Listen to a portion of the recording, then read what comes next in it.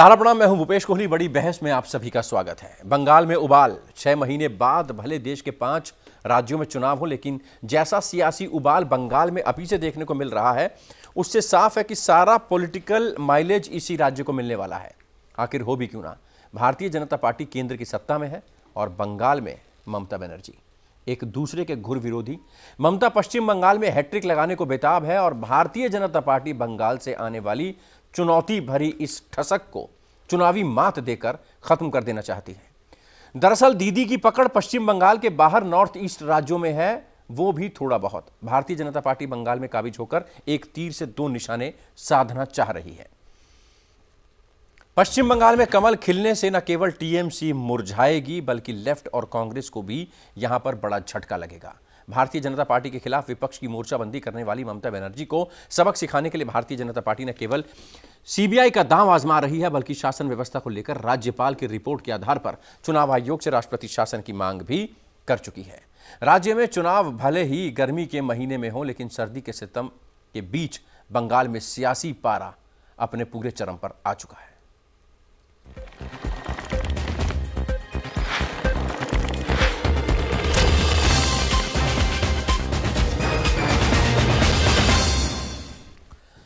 एक जनवरी 1998 यही वो तारीख है जब कांग्रेस से अलग होकर ममता बनर्जी ने मां, माटी और मानुष का नारा बुलंद करते हुए पश्चिम बंगाल में तृणमूल कांग्रेस की स्थापना की थी।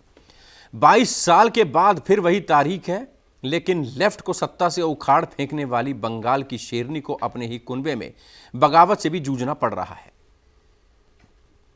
11 साल से सत्ता पर काबिज ममता बनर्जी की ख्वाहिश हैट्रिक लगाने की है, लेकिन इस बार पाला भारतीय जनता पार्टी से पड़ गया है, जिसने 2019 में 18 संसदीय सीटों पर हाथ साफ कर ममता बनर्जी की नींद तो उड़ा रखी है।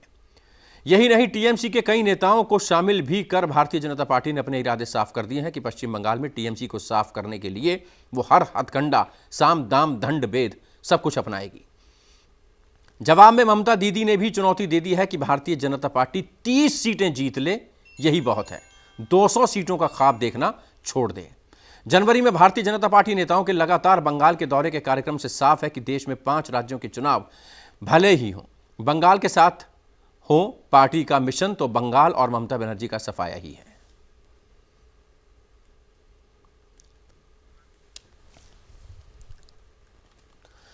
जनवरी का महीना बंगाल में रैलियों और आरोपों प्रत्यारोपों की गर्मी से गुलजार रहने वाला है, क्योंकि बंगाल की बिसात पर सिर्फ भारतीय जनता पार्टी और तृणमूल कांग्रेस ही गुत्थम गुत्था नहीं होने वाली है, बल्कि मुस्लिमों के रहनुमा होने का दम भर रहे ओवैसी और बिहार में भारतीय जनता पार्टी से मनमुटाव में चल रही जेडीयू भी 75 सीटों पर जोर आजमाइश का ऐलान कर चुकी है।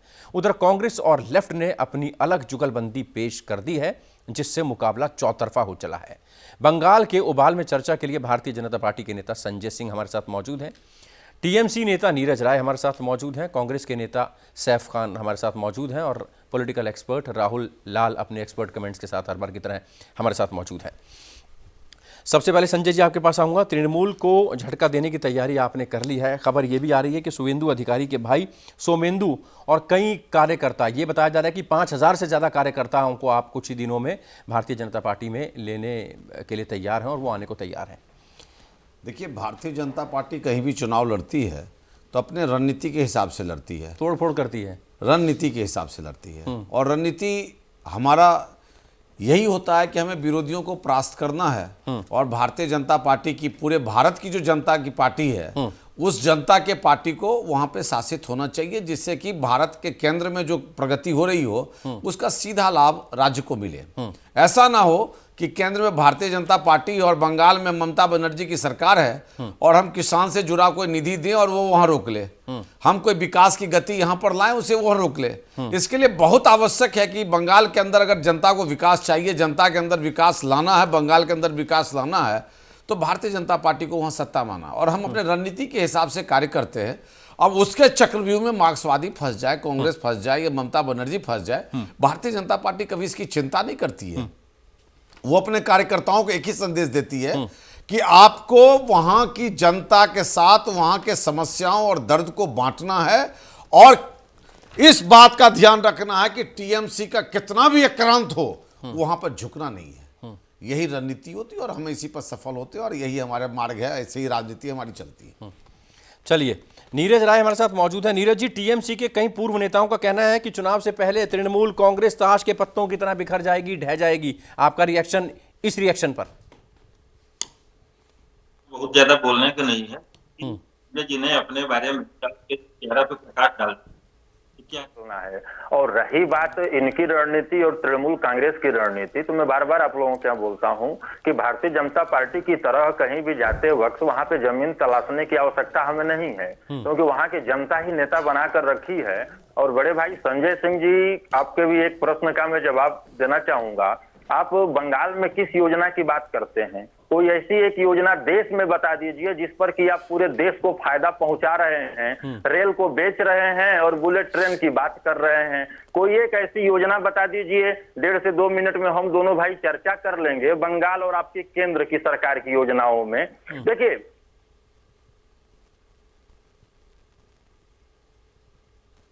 चलिए, आवाज नहीं आ पा रही है।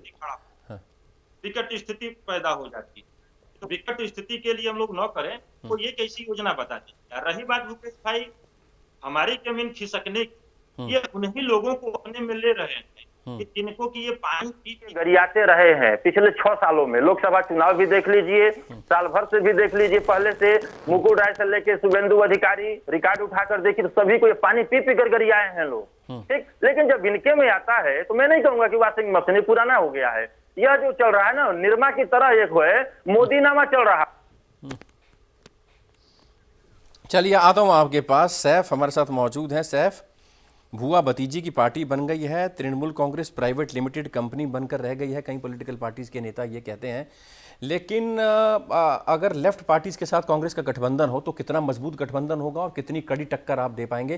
क्योंकि ममता बनर्जी कह रही है 200 सीटें हम जीत रहे हैं, ये 30 सीटें जीत के दिखा दें, और बीजेपी का दावा है 200 से कम हम मानने वाले नहीं हैं। देखिए, अच्छी बात है कि सब लोग अपने अपने दावे पेश कर रहे हैं। मैं 2016 का अगर आपको आंकड़ा दूं तो 76 सीटें ऑलरेडी कांग्रेस और लेफ्ट ने ऑलरेडी बैक की थी असेंबली में। तो ये तो जो है आप रिकॉर्ड में है, आप चेक कर सकते हैं। रही बात जो है अभी हमारे भारतीय जनता पार्टी के और तृणमूल कांग्रेस के जो प्रतिनिधि यहाँ पे बोल रहे थे, पहले मैं आता हूँ भारतीय जनता पार्टी के प्रतिनिधि के ऊपर, जिन्होंने कहा कि जो है सब लोगों को केंद्र की तरफ से लाभ मिलेगा। और सब अगर मैं वेस्ट बंगाल की जो दिक्कत है उनकी बात करूं तो सबसे पहले जो है वहाँ पे रेप केसेस जो है हाईएस्ट जो है रिकॉर्ड हो रहे हैं। अगस्त में जो है 223 केसेस जो है एक महीने में जो है रिकॉर्ड हुए हैं। किडनैपिंग की बात करूं 639 जो है एक महीने यानी अगस्त में जो है वो रिकॉर्ड हुआ है। एडीआर की रिपोर्ट कहती है हाईएस्ट नंबर ऑफ अनएम्प्लॉयमेंट जो है वो वेस्ट बंगाल में बढ़ चुकी है। इस वक्त 17.4% है, यानी 10.5% का इजाफा, जो 2016 में 4.6% हुआ करती थी। और हमारे भारतीय जनता पार्टी के प्रतिनिधि अगर अनएम्प्लॉयमेंट की बात करें तो 40% जो है हमारे देश में बेरोजगारी है। और जब से भारतीय जनता पार्टी आई है, जब से जो है बेरोजगारी का आंकड़ा लगातार बढ़ता ही जा रहा है।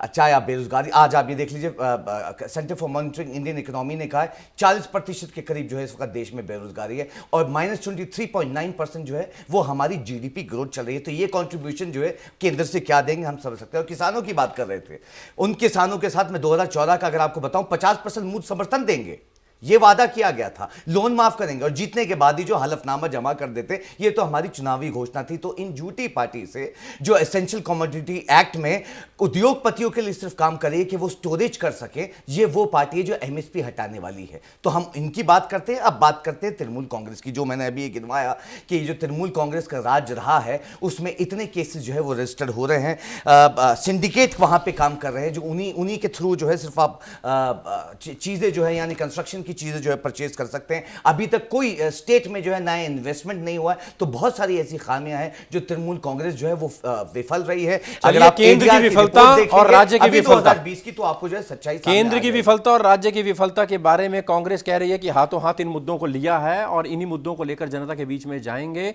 और अपनी उपस्थिति दर्ज कराएंगे और बढ़िया तरीके से चुनाव जीतेंगे। राहुल, हल्का हल्का मुस्कुराहट आपके चेहरे पर है। तीनों पॉलिटिकल पार्टीज के नुमाइंदों का आपने रिएक्शन सुना है, समझना ये चाहेंगे पॉलिटिकल पारा चढ़ने वाला है, और साथ ही साथ सुवेंदु और भी कई ऐसे नेता होंगे जिनको भारतीय जनता पार्टी अपने ट्रम्प कार्ड के तौर पर इस्तेमाल करेगी, तोड़ेगी आने वाले दिनों में, और झटका लगेगा टीएमसी को।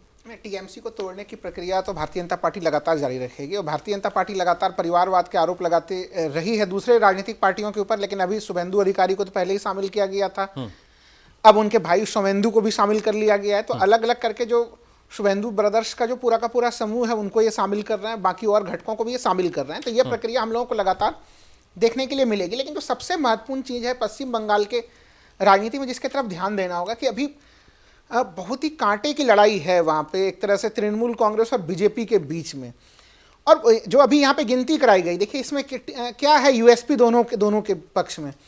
जो 10 वर्षों में एंटी इनकम्बेंसी जो तैयार हुआ है, उस एंटी इनकम्बेंसी फैक्टर को भुनाने के लिए पूरी तरह से बीजेपी तैयारी कर रही है। जो कुछ कमियां अभी यहाँ पे सैफ साहब ने गिनाई, और जो केंद्र सरकार, चूंकि केंद्र सरकार बहुत सारे मोर्चे पे विफल हो रही है, तो केंद्र सरकार के जो अपने जो मानक है, नेशनल जो अलग अलग मापदंड है विकास के, उन सूचकांकों वो काफ़ी पीछे चल रही है अभी। तो अगर उस सूचकांक और पश्चिम बंगाल के सूचकांक में तुलना करें, पश्चिम बंगाल आगे चली जा रही है। अभी संजय जी ने अभी यहाँ कहा था कि जिससे किसान सम्मान निधि को लेकर एक बात उन्होंने कही, आरोप बीजेपी लगा रही है कि वहाँ पे किसान सम्मान निधि नहीं मिल पा रहा है। ये सही है कि वहाँ पे किसान सम्मान निधि अभी तक जो है वो क्रियान्वित नहीं हो पाया है, लेकिन अब उसमें अगर हम लोग देखें, वहाँ पे स्टेट गवर्नमेंट का अपना एक योजना है वहाँ पे, जिसमें कि वो साल के 10,000 दे रही है।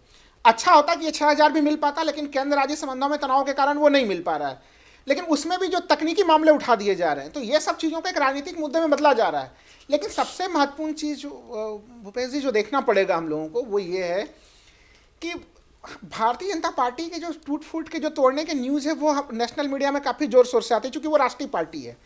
लेकिन इसी तरह के मुख्य प्रयास वहाँ पे तृणमूल कांग्रेस भी कर रही है। अभी अगर एनडीए के विमल गुरुंग, हम लोग जानते हैं कि वो दार्जिलिंग के एक तरह से काफ़ी बड़े नेताओं में, दार्जिलिंग गोरखा मुक्ति के संदर्भ में बड़े नेता में आते हैं, उसको एनडीए से तोड़ के इन्होंने जो है कि अपने तरफ शामिल कर लिया है। तो वहां पे उनका कम से कम वो एनडीए के हिस्सा थे, और दार्जिलिंग क्षेत्र में बीजेपी की काफी मजबूत पकड़ होती थी।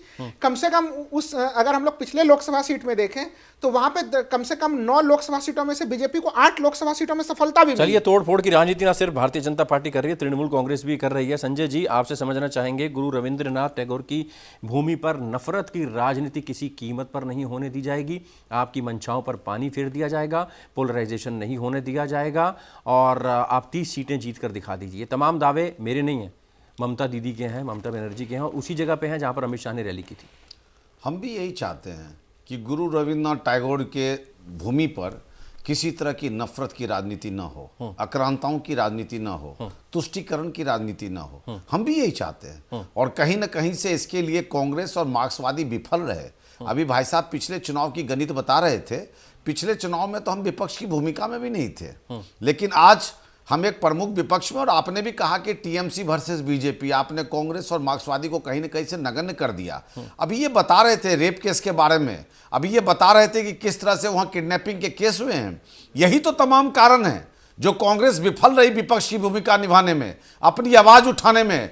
कहीं ना कहीं टीएमसी के सामने डर के कांग्रेस खत्म हो, अपने आप को साइड कर ली, मार्क्सवादी अपने आप को रोक लिए, लेकिन भारतीय जनता पार्टी रुकने को तैयार नहीं है। भारतीय जनता इस बात को मानने को तैयार नहीं है कि अगर तुम एक बार भाई साहब बीच में नहीं, अगर आप धमकाओगे और हम आपसे डर जाएंगे, नहीं। उस रविंद्रनाथ टैगोर की भूमि पर फिर से साहित्य को वापस लाना भारतीय जनता पार्टी का ध्येय है, और भारतीय जनता पार्टी उसे वापस लेके आएगी। मुस्लिम तुष्टीकरण नहीं चलेगा, राष्ट्रीय तुष्टीकरण चलेगा। राष्ट्र के अंदर देश के तमाम धर्म जाति सब कुछ आते हैं। भारतीय जनता पार्टी राष्ट्रीय तुष्टीकरण को मानती है, और राष्ट्रीय तुष्टीकरण चलेगा। यही हमारी नीति है और यही हमारा नियत है। आप अगर इतिहास उठाकर देख ले बंगाल का, तो बंगाल के बर्बादी का कारण मार्क्सवादी की तुष्टीकरण, कांग्रेस की तुष्टीकरण, और कांग्रेस को तोड़ के खोखला करके बाहर निकली जो जिस पार्टी की बुनियाद ही तोड़ के निकल के आई हुई हो, ममता बनर्जी की, वो उसकी बुनियाद है, वही उसकी एक तुष्टीकरण की सोच है। सारा कुछ इन तमाम चीजों से बंगाल को आजाद करना है। बंगाल अभी आजाद नहीं हुआ है। आता हूं संजय जी। साहब भाई, आपने सुन लिया, तुष्टीकरण की नीति नहीं करेंगे, मुस्लिम तुष्टीकरण की नीति नहीं चलेगी, तमाम कांग्रेस जो थी वो अपना उतना अच्छा वर्चस्व नहीं वहाँ पर कायम रख सकी, इसलिए विपक्ष का दर्जा भी आप लोगों ने खो दिया। आप कह रहे हैं कि तमाम मुद्दे आपके हाथ में हैं और आप लोगों के बीच में जाएंगे, लेकिन भारतीय जनता पार्टी का कहना है उनकी मुख्य लड़ाई तृणमूल से और तृणमूल का कहना है उनकी मुख्य लड़ाई बीजेपी से है। बाकी किसी दल को या गठबंधन को वो लड़ाई में नहीं समझ रहे। वो तो भूपेश जी मुझे लगता है जनता पे छोड़ देना चाहिए, जब रिजल्ट्स आएंगे वो आमने सामने हो जाएगा। मैं अभी हमारे भारतीय जनता पार्टी के जो ये प्रतिनिधि हैं और ये जुमलेबाज जो करते हैं, ये तो इनकी पार्टी की आदत है। मैं बताना चाहता हूं हमारे देश में जब से आपकी सरकार आई यानी भारतीय जनता पार्टी की सरकार आई, कम्युनल वायलेंसेस बढ़ चुके हैं। यहां तक कि दूसरे देशों में जो है जिक्र हो रहा है आज के हमारे देश में इतने कम्युनल वायलेंसेस क्यों बढ़ चुके हैं। 2017-17 में 822 कम्युनल वायलेंसेस जो है वो पार्लियामेंट में रिकॉर्ड हुए हैं। विमेन सुरक्षा की अगर मैं बात करूं या हमारी महिलाओं की बात करूं तो 91 केसेस एक दिन में रजिस्टर होते हैं। चौथा ऐसा देश हो चुका है in terms of communal violences, चौथा ऐसा देश हो चुका है in terms of women security हमारे देश में। ये भी मैं नहीं करता, ये कह रहा, ये भी नेशनल क्राइम रिकॉर्ड ब्यूरो और भारत की जो है रिपोर्ट इस वक्त सामने बता रही। मगर क्या है, भारतीय जनता पार्टी के जो भी वक्ता और प्रतिनिधि हैं वो सिवाय झूठ बोलने के अलावा जो है और कुछ कर नहीं सकते। जो है वो फैक्ट के ऊपर तो यकीन रखते ही नहीं है। और रही विपक्ष की जो की आप अगर बात कर रहे हैं, 10.8% जीडीपी ग्रोथ जब हमारे टेन्योर रही है तो हमने पूरे देश को दीजिए, हमने जो है 72,000 करोड़ जो है वो किसानों के लिए माफ किया। नीरज जी, मुस्लिम तुष्टीकरण की राजनीति नहीं चलेगी, मुस्लिमों को बढ़ावा देने की और वोट बैंक में तब्दील करने की राजनीति नहीं चलेगी। भारतीय जनता पार्टी ने बड़ा गंभीर आरोप लगाया है, उनका कहना है कि राष्ट्रवाद की राजनीति चलेगी और इसी के चलते भारतीय जनता पार्टी अपने दम पे 2/3 बहुमत के साथ सरकार बनाएगी। देखिए भाई साहब, बता दूं आपको भूपेश भाई, ये जितने ढोंग और ढकोसलाबाज बैठे हुए हैं, अरे हिंदू संजय भाई आपसे प्रमाणित होकर थोड़े रहूंगा, हमसे बड़े हिंदू हैं या हमसे बड़े राष्ट्रवादी हैं। सुनिए, हम राष्ट्र की बात करते हैं, बोला नहीं, मैंने आप हिंदू बोल के हमें कमजोर मत कीजिए। हमारे राष्ट्र के अंदर सभी धर्म हैं, सभी पंथ हैं। कांग्रेस कम्युनल वायलेंस की बात करती है और 84 में टायर लगा के दंगा करके सिखों को मार दिया गया था, भागलपुर में मुसलमानों को मार दिया गया था। क्या कांग्रेस भूल गई? पूरे दारू के दाम बढ़ा दिए, गैस सिलेंडर के दाम बढ़ा दिए, पेट्रोल डीजल के दाम बढ़ा दिए। और हम राष्ट्र की बात करते हैं और राष्ट्र ही हमारा एक उद्देश्य है। हमारे ध्येय को आप बदलने की कोशिश न करें। कश्मीर में हिंदुओं के साथ अत्याचार क्या कांग्रेस भूल जाएगी? भागलपुर में हिंदुओं को काट दिया गया, मुसलमानों के साथ दंगा हुआ, क्या कांग्रेस भूल जाएगी? सरदारों को 84 में रगड़ दिया गया, क्या कांग्रेस भूल जाएगी? एक एक करके अगर बोलेंगे तो बात समझ में आएगी। वो ये भावनाएं जो है चैनल के ऊपर सामने बोल रहे हैं, बड़े अफसोस की बात है। राहुल जिसको अपने 76 को छेद। चलिए आता हूं। राहुल, अगर यहाँ पर अगर एनडीए की बात करें, आता हूं एक एक करके सैफ एक एक करके, नीरज संजय जी एक एक करके। राहुल से मेरा सवाल है, राहुल अगर गठबंधन की बात करें तो एनडीए का जो गठबंधन है वो पूरे देश में दिखाई देता है कि मजबूती के साथ चुनाव लड़ते हैं, लेकिन पश्चिम बंगाल में वो गठबंधन भी कहीं ना कहीं बिखरता दिखाई देता है। जेडीयू जो है 70-75 सीटों पर लड़ता है, उसका कितना खामियाजा भारतीय जनता पार्टी को यहाँ भुगतना पड़ सकता है? और कुछ लोगों का, कुछ एक्सपर्ट्स का ये कहना है कि बीजेपी के कहने पर ही जेडीयू वहाँ पर खड़ी हो रही है और बीजेपी की बी पार्टी है। नहीं, देखिए जदयू जो खड़ी हो रही है इस विश्लेषण से मैं सहमत नहीं होऊंगा, क्योंकि देखिए जो अगर वहाँ के पूरे गणित और समीकरण को समझा जाए, अगर जैसे कि एक तो समूह वहाँ पे टीएमसी और बीजेपी तो है ही, साथ ही साथ वहाँ पे हम लोग देख रहे हैं कांग्रेस और लेफ्ट का भी है। ये अगर सब लोग मिलकर लड़ते तब तो फिर बीजेपी लाभ की स्थिति में होते, लेकिन जब इतने सारे समूह में होंगे तो आप अगर वहाँ के पूरे गणित को अगर हम लोग देखते हैं तो उस गणित में कहीं ना कहीं बीजेपी को नुकसान होना है इसमें। क्योंकि देखिए जब टीएमसी जो अपने कैंडिडेट खड़ा करेगी वहाँ पे, क्योंकि टीएमसी कह रहा हूँ जदयू 75 सीटों पे अपने कैंडिडेट दे रही है, और अभी हम लोगों ने हाल ही में देखा कि अरुणाचल प्रदेश में जदयू के 6 जो उनके उम्मीदवार जो 6 उनके विधायक थे उसको बीजेपी ने अपने में विलय करा लिया।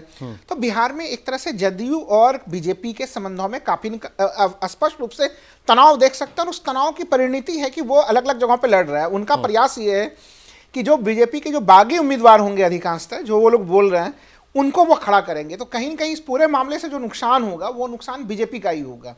तो ये जो एक देखिए जैसे हम लोगों ने देखा था बिहार में कई तरह के समीकरण उभर के आए थे, वहां पे देखिए ओवैसी फैक्टर को भी चलाने के पूरे प्रयास किए जा रहे हैं, लेकिन हम लोगों को एक चीज समझना पड़ेगा कि जो बिहार के सीमांचल में जिस तरह से ओवैसी सफल हुए और उसने मुस्लिम वोटों को काफी नुकसान जो है कि आरजेडी को दिया, वही स्थितियां क्या पश्चिम बंगाल में बनती? थोड़ी अगर हम लोग देखें तो वो पश्चिम बंगाल और बिहार के राजनीति में अंतर दिखता है। एक तो वहां पे बांग्ला बोलना और प्लस वहाँ के दोनों के राजनीतिक स्थितियों में अंतर है। तो जिस तरह से काफ़ी आसानी से एंट्री उन्होंने बिहार की राजनीति में ली थी, उसी तरह की एंट्री वहाँ पे संभव नहीं है। हाँ, बीजेपी जरूर पोलराइजेशन का पूरा प्रयास कर रही है डे वन से ही, कि वो पोलराइजेशन पॉलिटिक्स को आगे बढ़ाए, क्योंकि 27 से 30% वहाँ पे मुस्लिम वोट है, वो उसके विरुद्ध सबों को जोड़ने का प्रयास कर रही है।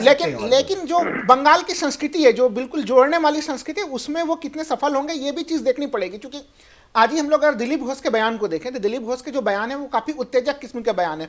उन्होंने कहा है कि हिंदू भाई जो है कि वो हथियार लें, संघर्ष करें, फिर अपना बदला पहले खुद ही ले लें, फिर थाने में जाएं। नीरज जी, कांग्रेस और भारतीय जनता पार्टी तमाम मुद्दों पर अलग रहते हैं, लेकिन एक मुद्दे पर वो साथ हैं कि राज्य में एंटी इनकम्बेंसी फैक्टर बहुत है, राज्य में नाराजगी बहुत है। 10 साल तक आपने राज किया है, लेकिन कोई बड़ा उद्योग, कोई बड़ा फायदा आम लोगों तक नहीं पहुंच पाया है। और अब इसका फायदा खासकर कांग्रेस का कहना है कि वो जो गठबंधन कर रही है, क्योंकि केंद्र की भी तमाम नीतियां रही हैं जिनका खामियाजा भुगतना पड़ रहा है लोगों को, ऐसा इनका कहना है। और राज्य सरकार की भी एंटी इनकम्बेंसी फैक्टर का फायदा सीधे सीधे कांग्रेस को होने वाला है। अगर बोलने देंगे आप तभी बोलूंगा, नहीं संजय जी को बुलवा दीजिए, ऐसे डिबेट नहीं हो पाता है। तो वो जब बोलना चाहें बोलें, जब मैं बोलूं तो उलझा दें आप। रही बात, आप सुन लीजिए, सैफ भाई को भी मैं सुना और संजय जी को भी सुना। संजय जी का भाषण सुन लिया और उनका मैं तर्क देख लिया। भाई साहब, मेरे में कमियां हैं, उसको आप गिनाइए, बहुत अच्छा लगता है। लेकिन आप जिन प्रदेशों में शासित हैं उनसे और हमारे में अगर अंतर करके हमको कम करें तो और अच्छा लगेगा। साहब भाई देखिए, बंगाल जो है, एक मिनट पहले बोल लेंगे अपनी बात, तो फिर वो बोलेंगे, मुझे उलझा देते हैं। देखिए, बंगाल शुरू से है कि छोटे और मध्यम उद्योगों के लिए माना जाता है। 15% वहां पे बढ़ोतरी हुई है। ये मैं नहीं बोल रहा हूँ, ये आंकड़ा बोल रहे हैं सेंट्रल गवर्नमेंट और स्टेट गवर्नमेंट के, मैं नहीं बोल रहा हूँ। रही बात जहां पर बेरोजगारी की, आरटीआई करके आप लोग देख लीजिए कि 94 लाख हम लोग वहां पे नौकरी दिए हैं। आरटीआई करके मांग लीजिए, ऐसा नहीं कि मैं बोल दे रहा हूं उस पे। और रही बात वहां पर लोगों की नाराजगी की, तो भाई साहब वो तो चुनाव आ रहा है।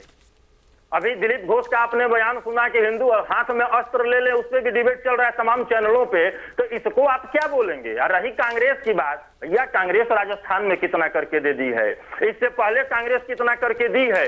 जिन प्रदेशों में कांग्रेस है उस पर तो चर्चा कर ले। मैं इस पे जवाब रखना चाहूंगा, अगर आपकी परमिशन हो।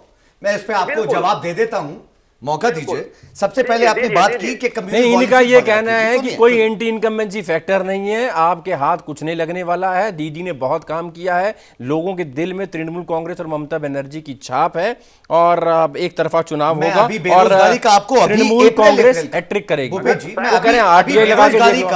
वेस्ट बंगाल में April centre for monitoring Indian economy ने जो अप्रैल में अपना बयान दिया है, स्टेटमेंट दिया, मैं उसके आंकड़े आपको वेस्ट बंगाल के रख रहा हूं। रही बात कम्युनल वॉयलेंस की, जो हमारे भारतीय जनता पार्टी के वक्ता और प्रतिनिधि जो है यहाँ चैनल पे झूठ बोल रहे थे, मैं बताता हूं। नेशनल क्राइम रिकॉर्ड ब्यूरो कह रहा है 41% जो है हमारे देश में कम्युनल वॉयलेंस जो है वो बढ़ चुकी है। SHI इंडेक्स कह रहा है कि 8.9% इस वक्त हमारे देश में जो है, आप देश की बात कर रहे हैं कि पश्चिम बंगाल की बात कर रहे हैं? वो बढ़ा है, 10 सबसे खराब माना जाता है। आप देश की बात कर रहे हैं कि स्टेट की बात कर रहे हैं? मैं पूरे देश की बात बता रहा हूं। अच्छा, ये देश किसलिए बता रहा हूं? ये वो पार्टी है जो सिवाय दंगे कराने के, सिवाय वॉयलेंसेस या डिफरेंसेस क्रिएट करने में, जैसे अंग्रेजों ने किया था, फूट डालो और राजनीति करो, वही नीति जो है हर जगह पे अपनाती है। अगर स्टेट की बात करें, अगर स्टेट की बात करें तो क्या क्या आंकड़े हैं और वहां पर एंटी इनकम्बेंसी है कि नहीं है? बिल्कुल है एंटी इनकन्वेंसी, मैं बिल्कुल ये मानता हूं कि एंटी इनकन्वेंसी है, क्योंकि स्टेट गवर्नमेंट ने भी जो है काम नहीं किए। अब ये बोल तो रहे थे बेरोजगारी का कि हमने इतनी नौकरियां दी हैं, तब centre for monitoring Indian economy ये क्यों कह रहा है अप्रैल में कि आपकी बेरोजगारी 10.5% के करीब बढ़ी है, अब 17.4%। क्या इनकार कर सकते हैं? राहुल, इन चुनावों में तृणमूल कांग्रेस के जुमलेबाज हो या भारतीय जनता पार्टी के, सिवाय झूठ बोलने के अलावा इन लोगों ने आज तक किया ही क्या है? और मैं आपको बताना चाहता हूं, नेशनल क्राइम रिकॉर्ड ब्यूरो ने 2010-2014 को यह कहा था कि जितने कम्युनल वॉयलेंसेस हैं वो और डिक्लाइन हुए, यानी जब हमारी यूपीए की सरकार थी। ये है सच्चाई। तो मैं ये बताना चाहता हूं दोनों प्रतिनिधि और जुमलेबाज सरकार, राहुल, चाहे वो केंद्र में बैठे समय कम है राज्य में, कि झूठ बोलना जो है वो कम करें। हम जो है जनता जो है वो देख रही है, आता हूं साहब भाई, आता हूं, जवाब जो है वो बिल्कुल देंगे। आता हूं साहब भाई। राहुल हमारे साथ मौजूद हैं। राहुल, मुद्दे क्या रहने वाले हैं? अगर विधानसभा की बात करें तो कई बार जो केंद्र के मुद्दे होते हैं वो हावी हो जाते हैं, चीन हावी हो जाता है, पाक ऑक्यूपाइड कश्मीर हावी हो जाता है, महंगाई हावी हो जाती है। जो छोटे मुद्दे होते हैं, लोकल मुद्दे होते हैं, वो कहीं ना कहीं ढक छिप जाते हैं। यहाँ पर भी ऐसा ही होगा या लगता है आपको कि इस बार? देखिए बीजेपी के तरफ से जो मुद्दे उठाए जाएंगे उसमें कहीं न कहीं राष्ट्रीय मुद्दा को उठाती है। अब तो वो नगर निगम के चुनाव में भी राष्ट्रीय मुद्दे उठने लगे हैं, जब जैसे हैदराबाद नगर निगम के निकाय के चुनाव में हम लोगों ने देखा। लेकिन हाँ, तृणमूल कांग्रेस का जरूर प्रयास होगा कि जो उनकी सफलताएं रही हैं वो उस प्रकार के सफलताओं को लेके जाए। लेकिन जो जिस तरह का काफी आक्रामक चुनाव प्रचार हम लोग भारतीय जनता पार्टी की तरफ से देख रहे हैं, ऐसे में स्थानीय चुनाव मुद्दे बन पाएंगे इसकी संभावना हमें काफी कम लग रही है। और अभी भी जो एक चीज मैं महत्वपूर्ण रूप से कहना चाहूंगा कि दक्षिणी बंगाल, जो साउथ बंगाल है, वो ममता बनर्जी का गढ़ है। पिछले साल तक उस गढ़ को तोड़ने में बीजेपी विफल रही है। और जो आज जो मैं विमल गुरुंग की बात बोल रहा हूँ, उत्तरी बंगाल का जो दार्जिलिंग क्षेत्र, वो बीजेपी का काफी गढ़ वाला क्षेत्र था।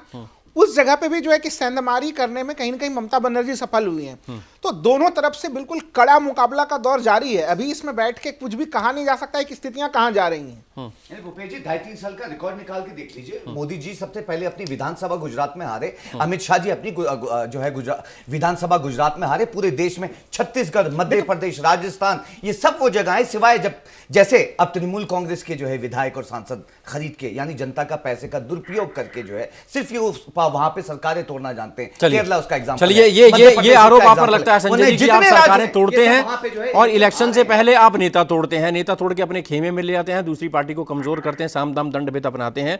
लेकिन यहां पर सवाल मेरा यह है कि आप लोग ऐसा क्यों करते हैं?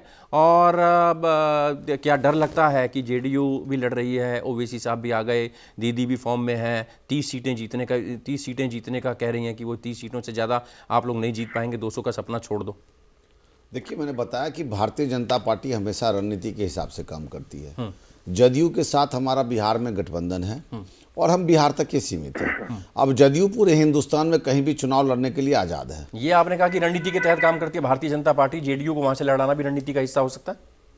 देखिए, अभी तक ऐसा खुल के सामने नहीं आया कि जदयू को वहां से लड़ाना रणनीति का हिस्सा हो सकता है, क्योंकि मुझे नहीं लगता है कि वो रणनीति के हिस्सा के हिसाब से होगा। वो जदयू अपने पहचान और अपना राष्ट्रव्यापी अभियान के तहत वहां चुनाव लड़ रही होगी। कारण इसका जो मुझे समझ आता है कि स्पष्ट तौर से भारतीय जनता पार्टी का भी एक मिशन है। अभी राहुल भाई ने एक बहुत अच्छी बात बोली कि साउथ बंगाल के अंदर ममता बनर्जी का गढ़ माना जाता है। आपको मालूम है क्यों माना जाता है? 28% वोटर उन्होंने बांग्लादेशी और रोहिंग्या को उसके अंदर ऐड किया।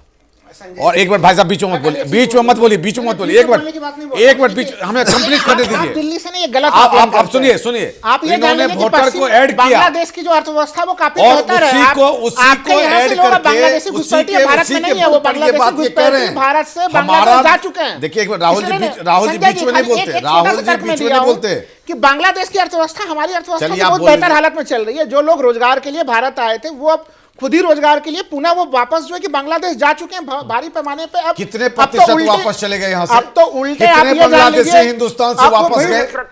कितने बांग्लादेशी हिंदुस्तान से वापस गए? राहुल जी बीएसएफ का आंकड़ा है, राहुल जी मेरी बात सुनिए, मैं गलत नहीं कर रहा हूँ। बीएसएफ रोहिंग्या और बांग्लादेशियों चलिए वक्त चुनाव नहीं लड़ा जाएगा बंगाल में। चर्चा की इजाजत नहीं दे रहा। जगदीप धनखड़ साहब राज्यपाल हैं, उन्होंने प्रार्थना की है नव वर्ष में शांतिपूर्ण तरीके से चुनाव हो जाए। ये भी एक सरकार के सामने बड़ा चैलेंज रहेगा। 294 सीटें हैं। भारतीय जनता पार्टी का कहना है कि 200 से कम हम अब मानेंगे नहीं, क्योंकि हमारी मजबूत पकड़ है, एंटी इनकम्बेंसी का फैक्टर है और 200 सीटें हम जीतेंगे। लेकिन दीदी का कहना है कि 30 से ज़्यादा सीटें जीत के दिखा दीजिए और 200 के सपने लेने छोड़ दीजिए, तब भी हम आपको मान जाएंगे। कांग्रेस और अगर लेफ्ट पार्टी की अगर बात करें तो इनका जो गठबंधन बन रहा है, उनका कहना हम सरप्राइज करेंगे। फिलहाल बड़ी बहस में इतना ही, लेकिन हमारी नज़र पश्चिम बंगाल के तमाम चुनावों पर और उससे पहले के हालात पर बनी रहेगी। संजय सिंह जी, स्पोक्सपर्सन भारतीय जनता पार्टी, हमारे साथ मौजूद रहे। सैफ खान, लीडर कांग्रेस, हमारे साथ मौजूद रहे। नीरज राय, तृणमूल कांग्रेस के हमारे साथ जुड़े रहे। और राहुल, एक्सपर्ट कमेंट्स के लिए आपका बहुत बहुत शुक्रिया। बड़ी बहस में अभी के लिए फिलहाल इतना ही, दीजिए इजाजत। ब्रेक के बाद खबरों का सिलसिला जारी रहेगा। आप चलते रहिए सहारा न्यूज़ नेटवर्क के साथ। इजाजत, सहारा।